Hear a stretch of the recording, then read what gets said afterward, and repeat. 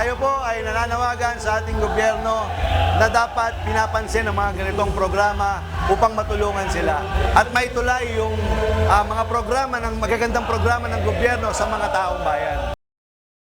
Formal nang inilunsad ng Transrev, katuwang ang 14 EV at InDrive ang Driver Retention Program para sa mga partner drivers sa Transport Network Vehicle Service o TNVS sector. Kabilang sa mga benepisyong maaaring makuha ng mga kwalipikadong driver ang insurance assistance, educational support para sa kanilang mga pamilya, at housing opportunities.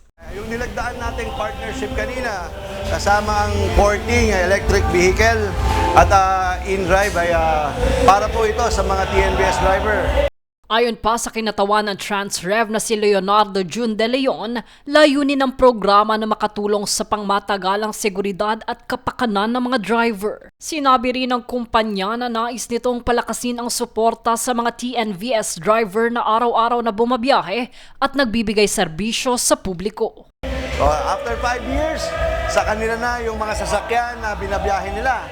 At saka sa unang taon nila sa pagmamaneho nila ay pwede silang magkaroon ng health insurance kasama ang kanilang mga mahal sa buhay. Samantala, inihayag naman ng InDrive na mahalagang mabigyan ng mga programang makatutulong sa kalidad ng buhay ng mga driver bukod sa oportunidad na kumita. Pag nakatatlong taon sila, pwede silang mag-avail ng pabahay galing sa Transrev. Yan po ang programa na ginawa natin dahil alam po natin ngayon na talagang ang ating gobyerno ay hindi naman talaga kayang gampanan lahat. Binigyan din naman ng 14 EV na mahalagang mapalawak ang mga partnership na nagbibigay ng oportunidad at suporta sa mga manggagawa at transport sector.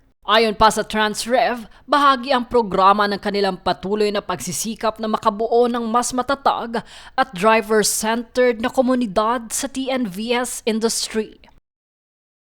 Jade Buhoy, nag-uulat para sa Golden Nation Network.